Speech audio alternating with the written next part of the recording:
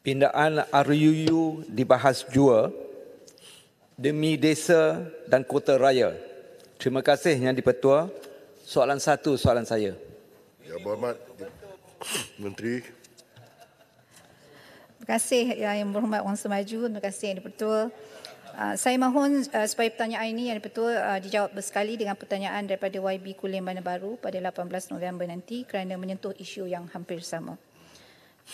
Terima kasih Yang di-Pertua. Untuk makluman ahli Yang Berhormat, KL Strike Force merupakan satu unit khas bersepadu yang ditubuhkan secara pentadbiran melalui Mesyuarat Jawatankuasa Kerja Keselamatan Negeri atau JKKN, Wilayah Persekutuan Bilangan 1 tahun 2024 pada 27 Mei yang lepas. Jadi objektif KL Strike Force ini adalah untuk menangani isu-isu keselamatan dan ketenteraman awam secara pantas, berkesan dan berterusan di wilayah Persekutuan Kuala Lumpur. Sebelum penubuhan KL Strike Force, tiada penyerasan bagi operasi-operasi bersepadu agensi penguatkuasaan dan keselamatan di Kuala Lumpur, dan dalam hal ini KL Strike Force telah mengambil alih tanggungjawab menjalankan operasi bersepadu secara mikro dan juga makro, bertindak secara aktif terhadap isu-isu yang menyentuh hal-hal keselamatan dan ketenteraman awam, sama ada yang tular di media sosial maupun aduan awam. Jadi saya sendiri selaku YB Menteri di Jabatan Perdana Menteri Persekutuan merupakan penasihat kepada KL Strike Force ini dengan digerakkan oleh agensi-agensi utama yang lain sebagai ahli yang tetap. Adalah tidak tepat Yang Berhormat untuk mengatakan tiada pengurangan ke atas kes-kes persundalan di Kuala Lumpur ini, ya, kerana data pada tahun 2023 sendiri menunjukkan hanya 159 serbuan dan 540 tangkapan sahaja berbanding suku ketiga tahun ini. Jadi ingin saya kongsikan statistik semenjak penubuhan KL Strike Force ini, pihak Polis Diraja Malaysia PDRM bersama agensi penguatkuasaan telah menyebu sebanyak 209 buah premis yang menawarkan perkhidmatan persundalan.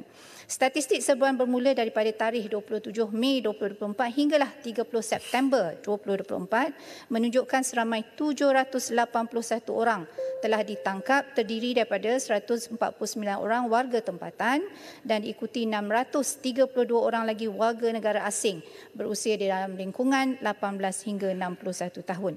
Tindakan pembenterasan giat dijalankan bagi menyekatkan aktiviti persundalan terutama di kawasan yang dikenal pasti berpotensi dalam menawarkan aktiviti ini, dan tiada tindakan pilih kasih sama ada penawaran persundalan golongan elit maupun golongan bawahan akan diambil tindakan yang sama. Cuma cabaran kita sekini ialah hotspot terbaru persundalan yang dikenal pasti oleh KL Strike Force adalah contohnya kedai makan dan juga medan selera di sekitar Kuala Lumpur, itu di Jalan Pudu dan Jalan Lok Yu, di mana modus operandi sindiket ini telah pun bertambah kreatif dengan menjadikan premis-premis ini sebagai lokasi mengiklankan perkhidmatan persundalan mereka. Malahan memasuki era pasca normal, cabaran KL Strike Force adalah membenteras kegiatan persundalan yang sudah mula berpindah daripada premis konvensional kepada platform digital. Lebih-lebih lagi apabila rumah inap, hotel, kediaman peribadi juga turut dijadikan sarang aktiviti ini.